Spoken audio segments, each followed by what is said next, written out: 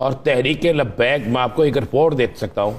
ایک رپورٹ جو ہے اس کے مطابق پنجاب، سندھ، یہ سنتے جائیں، اور کے پی کے 3 صوبوں کے اندر تحریک لبیک بہت زیادہ متحرک ہو چکی ہے. رپورٹ ہے پنجاب کے متعلق کراچی کے، میں تو آج دفتر آتے ہوئے شاہراہوں پہ دیکھ چکا ہوں. اور بالکل ٹھیک کہہ رہے ہیں آپ، آج بھی آپ دیکھ رہے ہیں. آپ نے انہوں نے پوری کمپین کا طریقہ کار بھی بہت اچھا ہے. یعنی آپ روح افزا بنا کے سڑک کنارے کیمپس لگائے ہوئے ہیں اور ہر آنے جانے والے کو وہ روح افزا پیش کرتے ہیں. اس سے حال یہ نہیں، ان کی خواتین، ان کی ہماری جو بہنیں ہیں وہ گلی گلی محلے جا رہے ہیں. ان کے کینڈیڈیٹ تگڑے کینڈیڈیٹ ہیں. آپ ذہن میں رکھیے گا. آپ کو پتا ہے شیخو پورہ میں ایک ان کا جو امیدوار ہے وہ اس طرح لگ رہا ہے جیسے دوسرے نمبر پہ نہ آ جائے.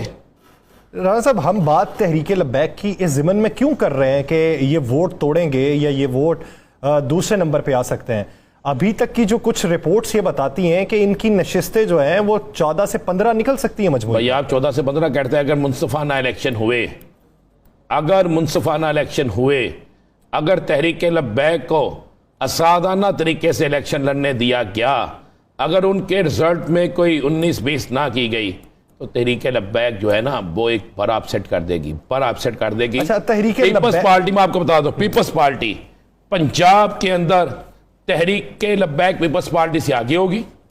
پنجاب میں تحریک لبیک پیپلز پارٹی سے آگے ہوگی.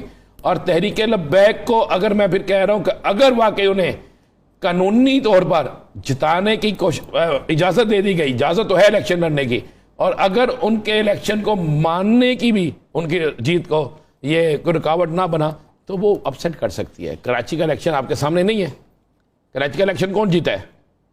کراچی کا الیکشن کیا یہ رزلٹ تھا؟ میں جانتا ہوں پچھلے بھی کراچی کا الیکشن کا یہ رزلٹ نہیں تھا. کراچی کے الیکشن کا رزلٹ بالکل تبدیل تھا. اور اچانک تحریک لبیک دیکھیں، پھر بھی ان کی ہمت ہے، انہوں نے وہ کام نہیں کیا جو دوسری سیاسی باتیں کرتی ہیں. پیپلز پارٹی کا پنجاب میں مستقبل خطرے میں پڑ گیا.